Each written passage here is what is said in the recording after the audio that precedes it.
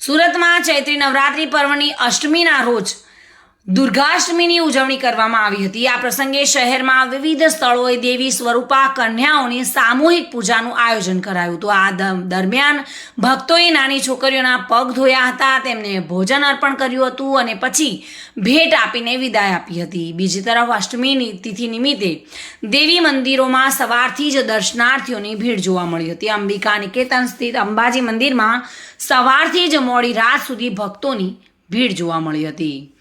આ સાથે જ ભક્તોએ બાલાજી રોડ સ્થિત જૂના અંબાજી મંદિર, વરાછા સ્થિત ઉમિયા માતા મંદિર, પર્વત પાટિયા સ્થિત ભક્તિધામ મંદિરની પણ મુલાકાત લીધી હતી। મોટી સંખ્યામાં ભક્તોનું ઘોડાપુર જોવા મળ્યું હતું અને લોકોએ અષ્ટમીની હોમ હવન સાથે ભક્તિભાવપૂર્ણ રીતે પૂજા અર્ચના કરી હતી।